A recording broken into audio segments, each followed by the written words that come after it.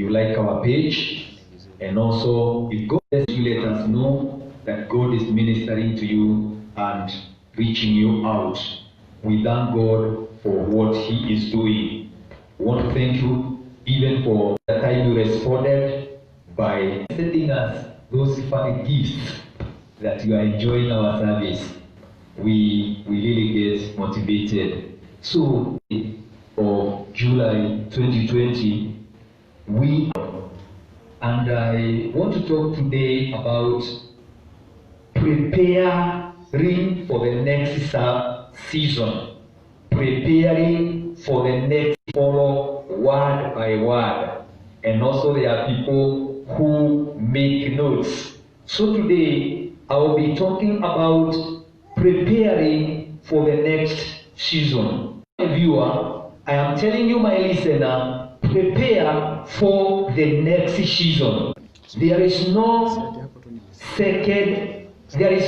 next season if there is no current season. Yes. Praise the name of the Lord. Amen. All of us are those who are in the land I am living, and also in our neighborhood. The season we have been has not been very, very pleasing. Not one of the seasons we can really say we appreciate. However, I said some times back that there is something good. Something good can be found in adversity. And so this morning I want to share from the Word of God. Prepare for the next season. And so I want to read from the Word of God in the book of Ecclesiastes, kitabu cha Mhubiri kwa wale ambao wako na Kiswahili.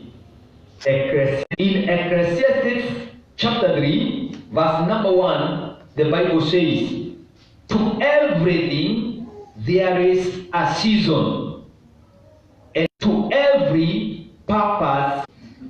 In Genesis chapter 8 and verse number 22, my Bible also reads, the earth remains, seed time and harvest time, and cold and heat, and day and night shall not cease. Praise the name of the Lord. Amen. Formerly, I worked in the civil service. I was a civil servant for 12 good years. And I thank God that I had an opportunity to build my nation, Kenya. And in the time that you can work in any place in the Republic of Kenya as the employer deemed right. Alright? So, transfers in the civil service. And one time I got a letter that I had been transferred from Nairobi to Mombasa. And so I decided, because I was not prepared for that, my transfer letter came a bit late. So I decided I would transfer overnight and where I was in Nairobi, the season was very, very, very cold, like this month of July here in Nairobi. You agree? Dressed in accordance to where I was. So I traveled overnight. The following morning, 5:30, I was in Mombasa. In Mombasa, I went to a hotel. I prepared and would report in my new station, and then negotiate for some time off to prepare my family as I resume working So, 8, I was at the gate in the new station. Now, everybody looked at me at 8 a.m. in a suit and a shirt. And because I intended that I would not spend an extra day in Mombasa, the same evening, I get back to Nairobi. So I didn't have clothes to change. Hello? You see what I'm saying? So, when I go to the office, I looked funny, and from everybody in a funny way, and I was not comfortable at all. Mombasa was very, very trying moment for me. So at a point, I took off my coat. I was in a suit. I'm saying, you identify with what I'm saying? Every other time as we live, we are in a certain season. Are we together? Yes. We are in a certain season. I thank God because the Bible in the book of Genesis says, as long as the earth endures, seed time and harvest time, cold and heat, summer and winter, day and night will never cease. Praise the name of the Lord. Amen. I think, I feel fired right away. Because in my interpretation, there is no season ever under the sun will be permanent. Praise the name of the Lord. Amen. And that is the promise of God. That is not the promise of the pastor. You see when we preach, you see when we encourage people, you see when we come to counsel people, people think the work of the pastor is to encourage people even where there is no hope. Let me tell you, that is exactly what our God does. Are we together? Yes. Are we together? Yes, we are. Our God is a God of encouragement. And this is why the scripture this morning is reminding us we must prepare to go to the next season.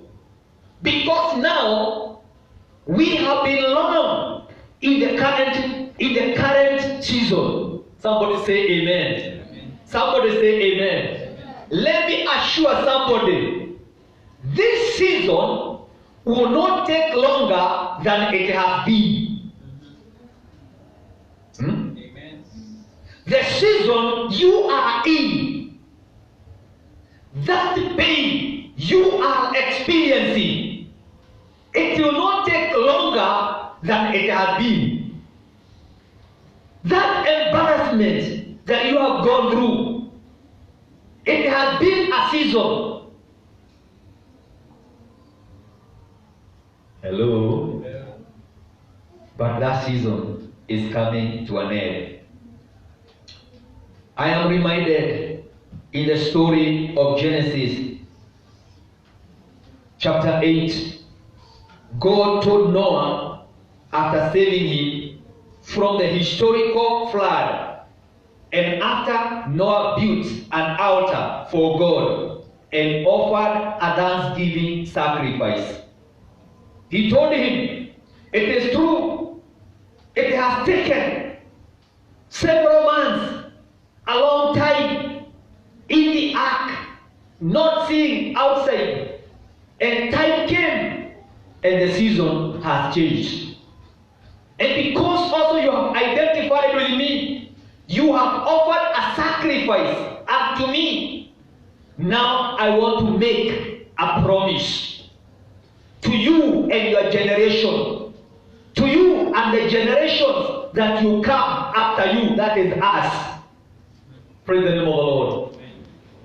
As long as the earth will remain, seed time and harvest time, cold and heat, summer and winter, day and night will never cease.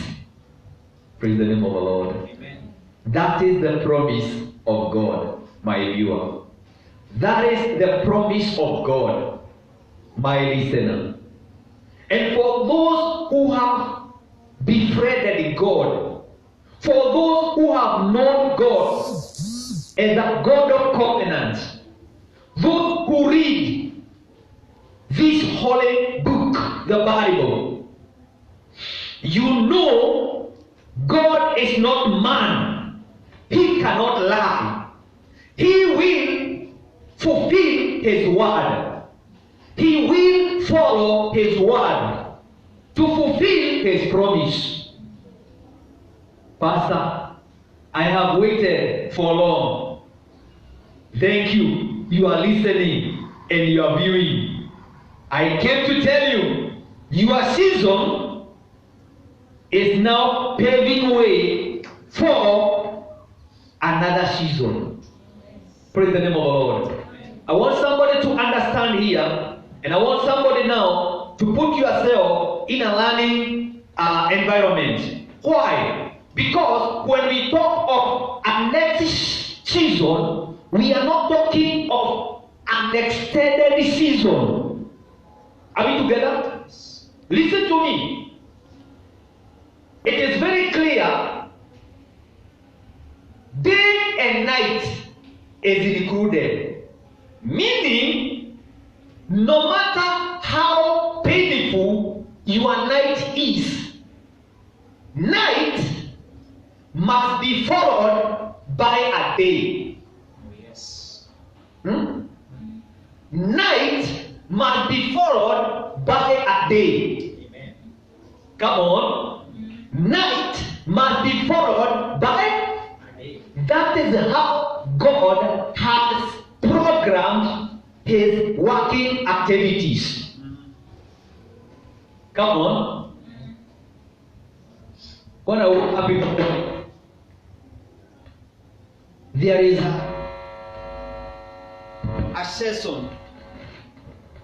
There was a time just before the horizon brightened up. It was very dark outside there. But after some few minutes, it started brightening up. Why? The dark was trying to resist before the day takes over. Are we together? Are we together?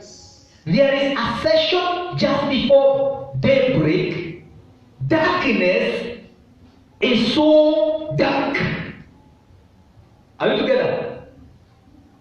There are times when we are sick. The sickness accelerates until we feel it's like we are going. Hello? But let me tell you, after a short while, most of the people who have been sick will tell you, after such a terrible experience of pain, they just fell asleep, deep sleep. And when they woke up, the pain was not there. Praise the name of the Lord. Amen. Hello? Am I speaking to somebody? So, as long as the earth remains, seed and harvest time, cold and heat, summer and winter, day and night will never cease. Time will always be experienced. Meaning, it will not be always night or day. So, if you woke up in a bad day, even the nature itself is hostile against you. You try to greet people. Others don't even seem to recognize that you are greeting. I want to tell you, the day has only 12 hours. May they greet you or not, a day is always 12 hours. Yes. A night is always 12 hours. Praise the name of the Lord. Amen. For those who have tried praying and fasting, you see there is a period in your praying and your fasting, you feel the systems are protesting. Hello? Is it true? You feel the systems, they are protesting. Is that they are complaining? Is that they are planning a strike? The knees don't want to hold your body up. The marble does not want to cooperate. You feel you want just to kneel there and you're not saying anything, you're not praying. Hello? But listen to me. Even when you are struggling like this, the clock is still moving. So if you have one day, the day will be over. If you had 3 days, at night, at day, at night, at day, at night, at day, the 3 days are over. 7 days are over. 21 days are over. 40 days are over. Echo.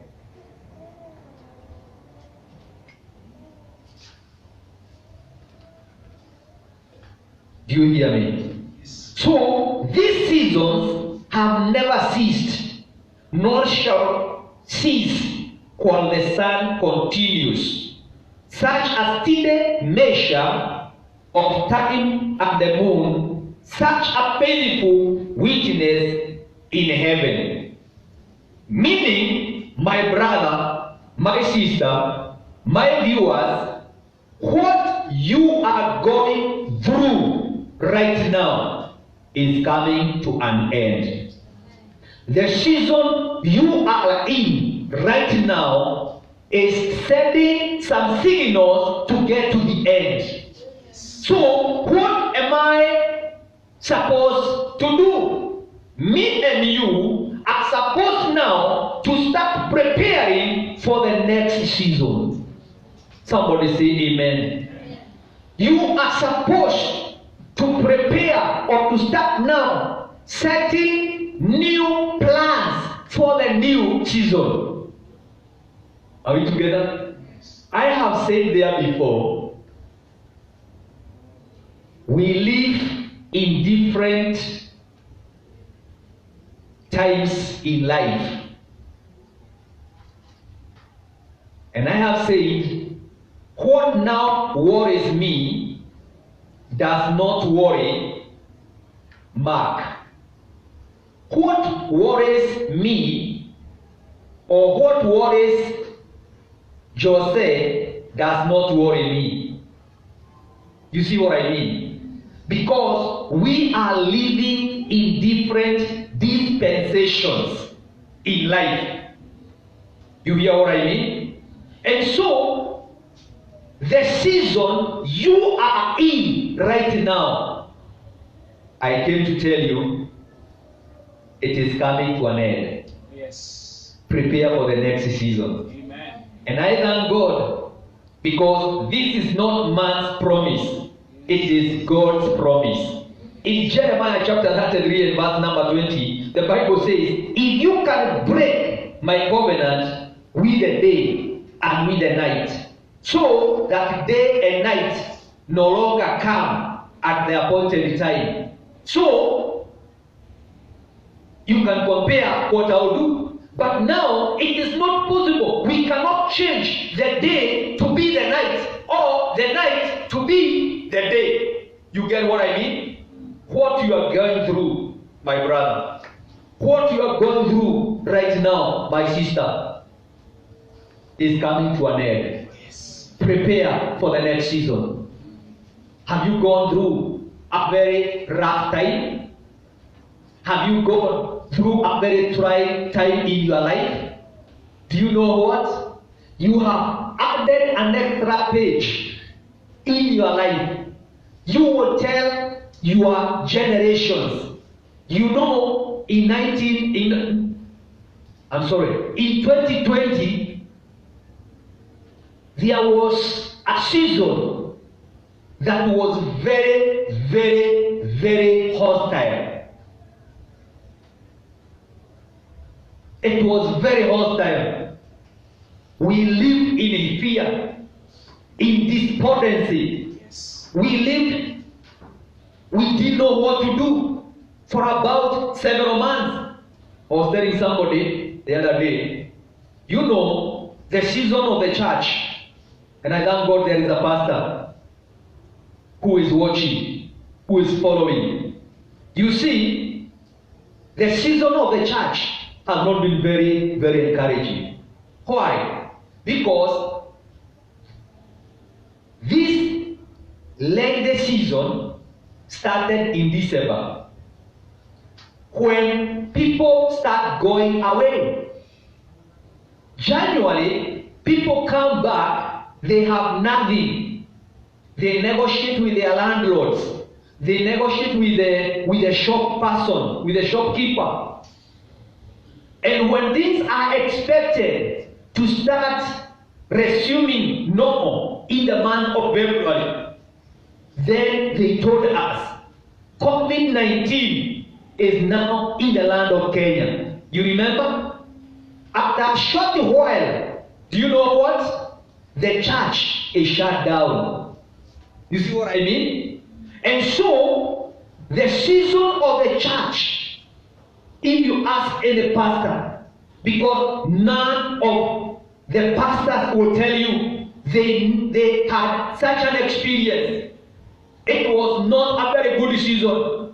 But I come to tell you, man, woman of God, servants of God, this lengthy, horrible season is coming to an end. Prepare for the next season. The businessmen, the businesswomen, when they came back in January, a very hostile month for the business people in some fields. And when they were just trying now to recover, the same thing happened as it happened to the church. In our families, the same. And I believe God is speaking to somebody up there. Because we compare the church, we compare the family, we compare the business people. And when we look at all these things, we can agree we want this season to be over. If not today, the day before yesterday. But listen to me. Somebody has said, a season is determined. A season is determined, unlike a storm which comes unexpected. When storms in life come to us, they come and hit us and hurt us so hard unexpectedly. Are we together? When I was a young boy, there are times we would initiate a fight with other boys. And so what we would do, you put some saliva on your hand and you tell the other guy to remove the star. So you are initiating a fight purposely and deliberately. So if your colleague, if your friend is also ready for a fight, they will wrap it. So they are telling you they are ready for you. Come on, where are the boys? Where are the big boys? Come on, where are the big boys? And let me tell you, from nowhere, good friends.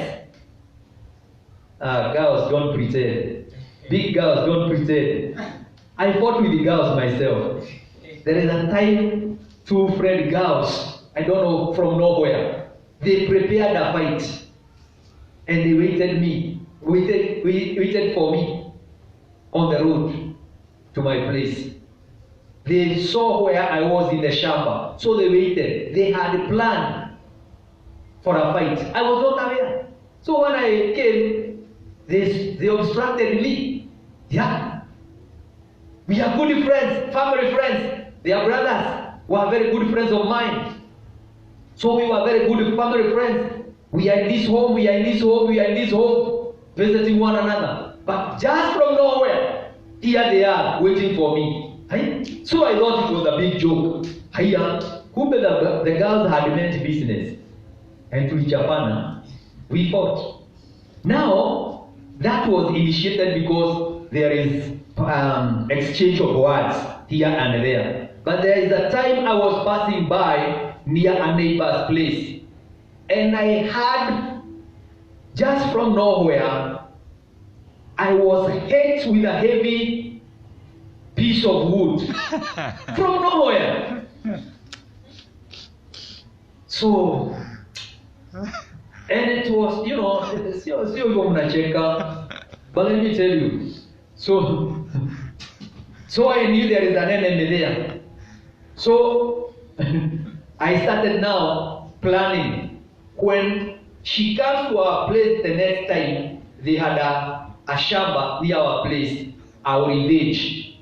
But that one was so abrupt, so sudden, and I was not prepared for that. Now, a season is determined.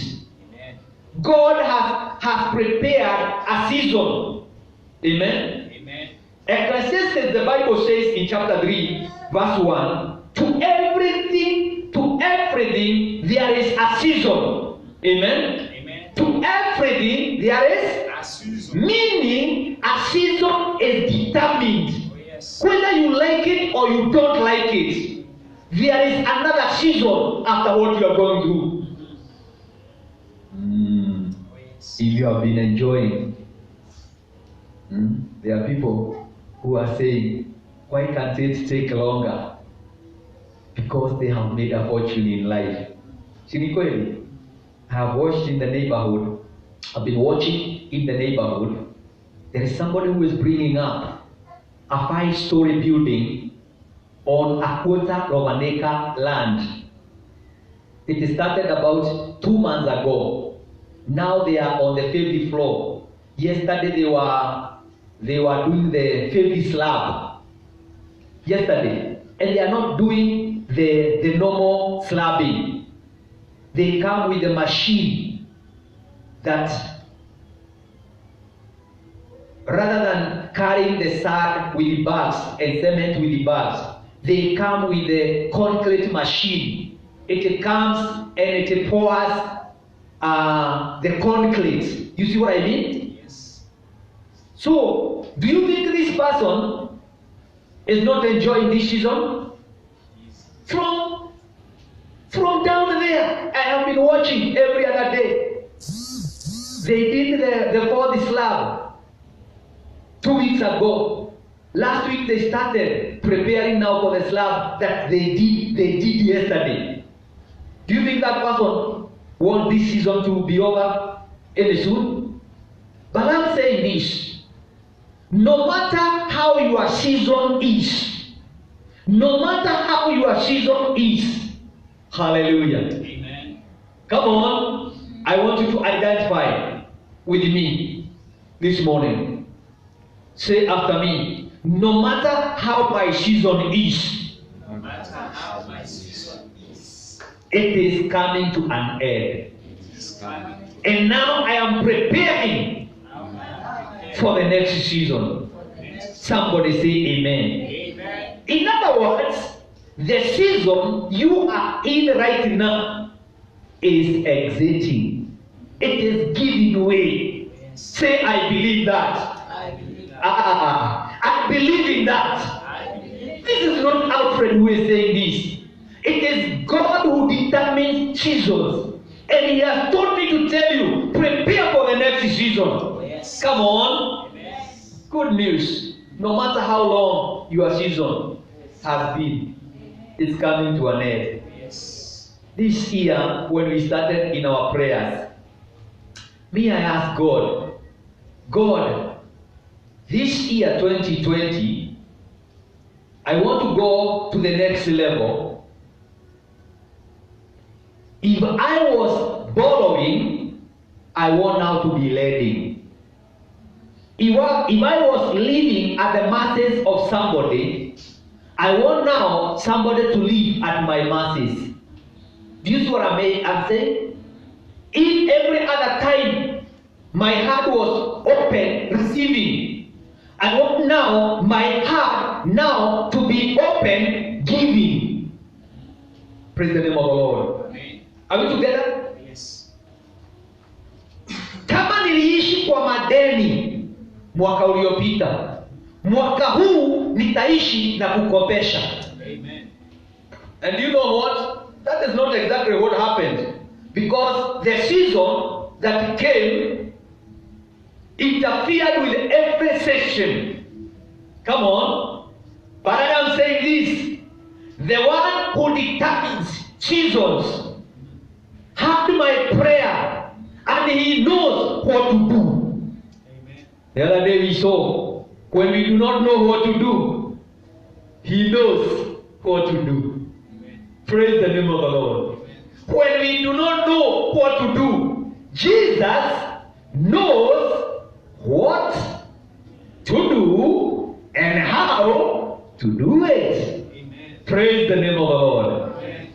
Praise the name of the Lord. Come on. The season has been terrible. Yes. But let me tell you, it is coming to an end. Amen. It is coming to an end. Yes. The Bible in Psalms chapter 30 and verse number 5 says, weeping may endure for a night. Weeping may endure for a night. But I come to tell you, your night is paving way for a morning. Amen. Joy and laughter is preparing to fill your heart to be portrayed through your mouth. Praise the name of the Lord. Amen. Come on. Those nights that seems to be longer than others must come to an end. They must move. They must give way. Those pains that are unbearable, they must give way. Put some time to enjoy. So, breaking news this day of the 12th July is that your morning is coming to be over.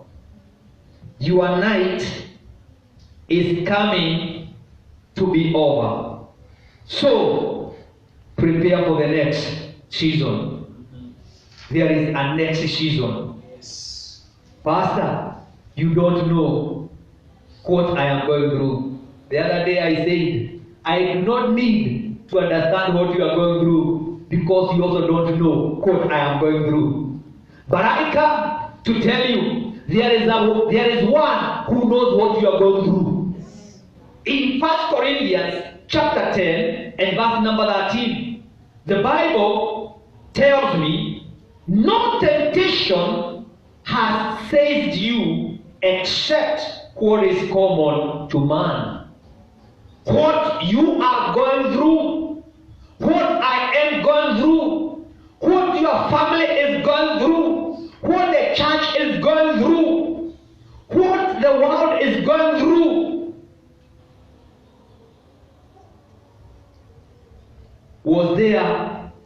sometimes back.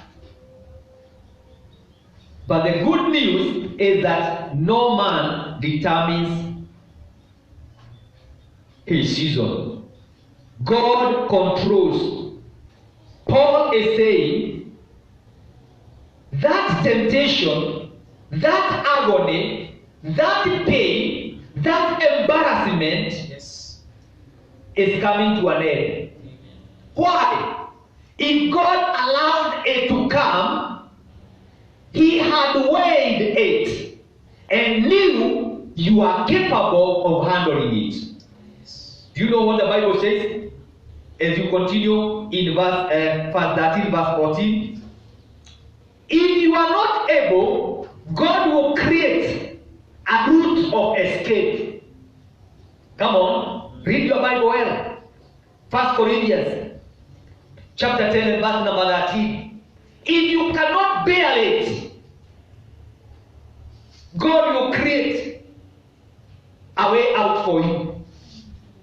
Meaning, if God has allowed us for the last 4 months to be in this season, it is because He knows we can bear.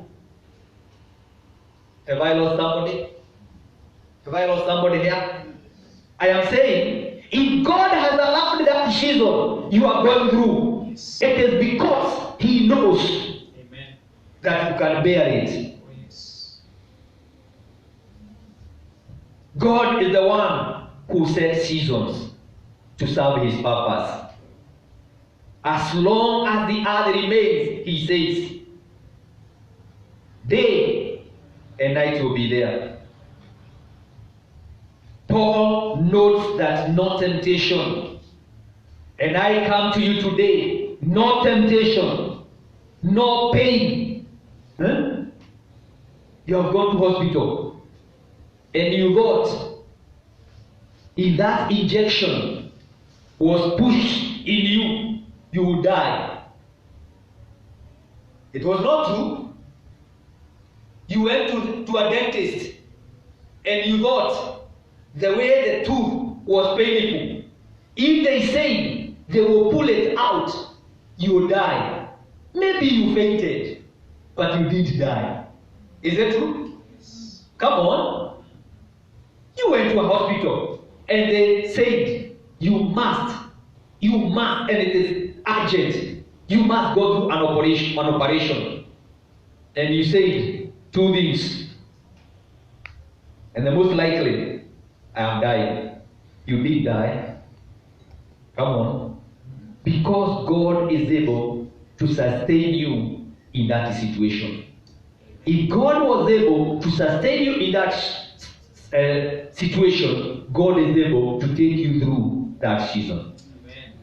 Am I speaking to somebody? Yes. Hebrews chapter 12 and verse number 1 says, we are surrounded by so great a cloud of witnesses. Come on. A witness is somebody who was there when an accident was taking place. Come on. Do you hear what I mean? Come on. Hello. And a witness is somebody who witnessed, is an eyewitness. They say, I saw a vehicle come. It was parked. 2 men came out of the vehicle and they entered in the second vehicle. And the second vehicle took off in a high speed. After a minute, this one burned down. So we don't know, but we saw the vehicles coming. That person must be an eyewitness. He or she was there.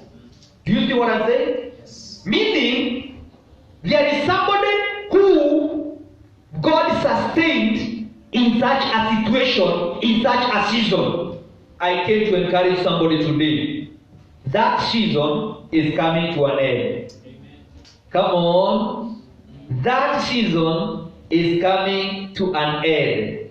May you receive that grace to persevere in the mighty name of Jesus. Amen. May somebody receive the grace to persevere. May somebody receive the grace even to change your attitude.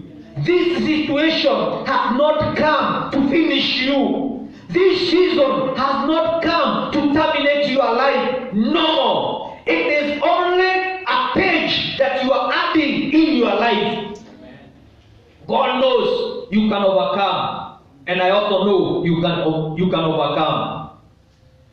He is not thinking you can overcome. No, he knows for sure you have the capability to overcome. Somebody say amen. Amen. God has ordained that every season to take some measurable time. It is only for a time, my brother, my sister. You are going through that. Yes. Come on. But you know what? Sometimes we think the day is a man when we are not sorted out. Come on. A night is too long, it seems an year. Listen to me. Be reminded. Psalms 30, verse number 5. Weeping endures only for a night, not beyond there. Your morning is coming. Your morning is coming. Your other season is coming. Laughter will be exchanged. Weeping will be exchanged with laughter. Night will be exchanged with day.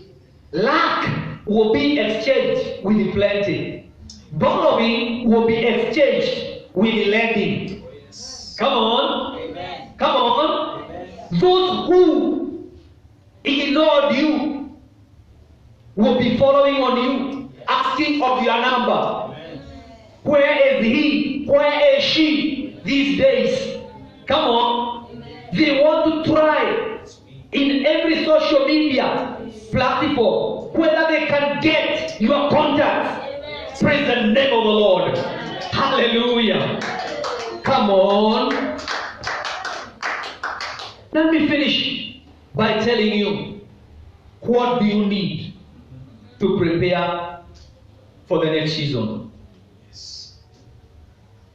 There is a word found once in the New Testament that is only in Ephesians chapter 6 and verse number 18 in the King James Version. There is a vocabulary or a terminology which is only found once in the New Testament in the King James Version called perseverance. Perseverance. Okay? Perseverance, if you are going to prepare for the next season, what will get you, it's like a bridge from this season to the new season. Because what many people are lacking is perseverance. You have heard many people say, me, I don't think I can wait. I cannot wait any longer. No. I don't think I can hold on. Come on. I cannot wait any longer. We have had girls who cannot wait on the school calendar, which is unpredictable. They say we have been too long in the house. Me, I want to be a mother. Me, I want to be married. As long as there is somebody who wants to marry me, it doesn't matter. And they have given themselves out. Boys, the same. Why? They lack something we call perseverance. Okay? Yes. Perseverance. When Paul was talking about prayer, talking about being persistence and steadfastness in prayer, he used a word, perseverance. Now, when we talk about perseverance, we are talking of a word that has two virtues, two godly virtues. Number one is persistence. Come on. People who do not give up very quickly. You cannot persevere, you cannot wait for the season to be over. Just imagine a farmer. You have prepared your shamba, you have gone for good seedling, you have sown, and then the following day you go to the shamba. You are expecting a harvest. After some 2 months, you say, this shamba is not benefiting me. You see what I mean? A farmer has to wait for the process. Yes. The farmer must wait for the procedure of growing seeds. Come on. Until, because there is sowing time and there is the harvest time. Kuna wakati wa kupanda na wakati wa kuvuna. Na hawezi kuvuna wakati wa kupanda. Hapana. Those are two different seasons. Praise the name of the Lord. Now, me and you, what is required is perseverance. Amen. Ngojea kidogo ndugu yangu. Ngojea kidogo dada yangu. Pengine umechoka 11th hour. Kuna mwimbaji aliimba 11th hour. Maana the 12th hour, the day is over or the night is over. So ukichoka the 11th hour, unapoteza kila kitu. Si ni kweli? Tumeona wadugu wengi wakipoteza. Maana in the 11th hour, they said, I cannot wait any longer. Tumeona wadada wengi. Tumeona watu wakichoka 11th hour. Wewe ngojea ndugu yangu. Ngojea dada yangu. Wapendwa, ngojea. Just persevere for a while. Be steadfast. Steadfastness meaning you are not movable. You are not easily moved. Wewe sio tu mtu wa kusukumwa tu hivi alafu unapotea unatoroka. Wewe sio mtu wa kubabaishwa tu hivi alafu unawachilia. Bwana asifiwe. When God allows or appoints a season, what me and you need to do is to persevere, because He will cause the season to be over. Praise the name of the Lord. Come on. Can you see Daniel? Can you see Meshach, Shadrach, Abednego? Daniel overnight in the den of lions, in Daniel chapter 6 and verse number 16. When the king came in the morning, he is asking me, Daniel, servant of the Most High God, has your God? Bwana asifiwe. Look up. Look up. I want to finish with this. Daniel had a chance. Daniel could have said this. Hello? Daniel could have said this.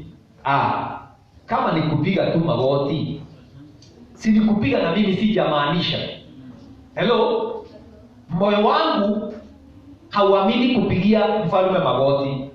Lakini ili nijiokoe, wacha tu nipige lakini sijamaanisha. Come on. But he said no. I have a covenant with my God. I know a God who keeps His promises.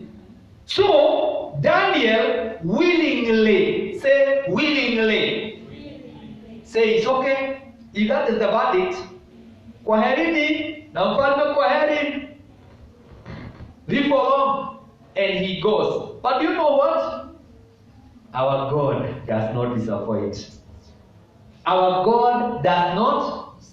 When he got there, because of his faithfulness, do you know who he fights? The Lion of the tribe of Judah. And they had a fellowship with the lions.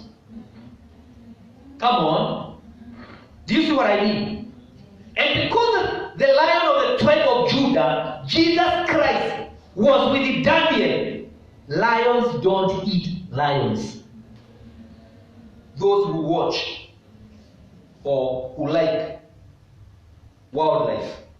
Lions don't eat lions. Think about that. Lions don't eat lions. The one who is with you in that season cannot be consumed, cannot be destroyed by that season. He is the appointer. He appointed the season and he is with you. Amen. Come on. Let me tell you, my brother and my sister. In my time in ministry, there is something I have known. When God allows you to go a season in the wilderness, even those people who love you, even when they encourage you, they cannot hasten your time in the wilderness. Are you together? But I thank God, when God appoints us to be in the wilderness, He is in the wilderness with us. In that season, God is with you. Meshach, Shadrach, and Abednego could have negotiated and said, sasa tunakufa kama wajinga kwa nini? Kama ni hii, tutainama tu lakini hatumaanishi ndani yetu. You see what I mean? But they said no, doesn't matter. If that is the verdict, kwaherini, watu wetu kwaherini. And then they were thrown in the fire. But you know what? Even the king himself, looking down in the lake of fire, have we not thrown 3 men? And I see a fourth man who looks like the Son of God. Do you know God is a consuming fire? Fire don't burn fire. Fire don't burn fire. Amen. In that fire you are in, you are talking about, Pastor, you know, I mean fire. The consuming fire is with you in that fire. Come on. The consuming fire is with you in that fire. And that's why I am bold and have the assurance this season is exiting. This season is coming to an end. And we are getting to the next season. You need to persevere. Come on. You need to persevere. And you know what? There is no season that is the same. Night is not the same with the day. Come on. Pain will not exchange with pain. Change and pain will exchange with a relief. Unasikia mzuri. Nilikuwa ninaumwa, ninasikia mzuri. Nilikuwa mgonjwa, nimepona. Nilikuwa ninakopa, sasa ninakopesha. Nilikuwa sina pesa, sasa niko na pesa. Come on. That is exactly what God is saying. I tell you this morning, your season is changing. Your season is changing. Prepare for the next season. Prepare now to enter in the next season. Church, I say, prepare for the next season. A revival is coming. A revival is coming. A revival is coming. Now prepare. Pastor, prepare for people you never expected. I thank God for the next season. Oh yes.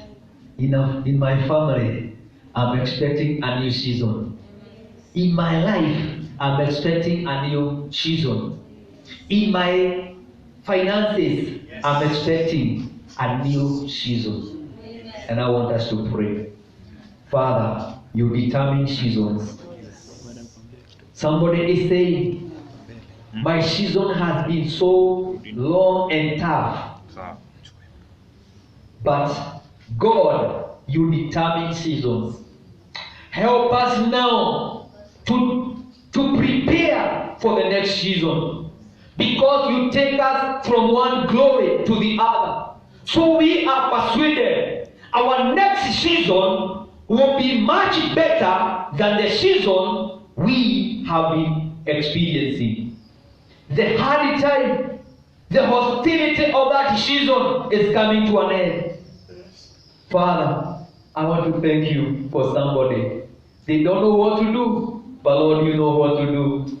They are tired, they cannot wait longer. But I pray that you shower somebody with this virtue of perseverance, that they will just persevere as the morning breaks, as the pain exists, to the glory of your name. Nyosha mkono wako Bwana, fikie mtazamaji wangu katika jina la Yesu, to the glory and the honor of God. We thank you and we love you. We love you as we meet again in the name of the Lord. We thank God even for the new season we are entering into. I know too, on Sunday we shall have a great service. We shall resume to our normal service where we can worship God, dance before God, and enjoy in the presence of the Lord, in the house of the Lord. God bless you. Have a great week. In Jesus' name I pray.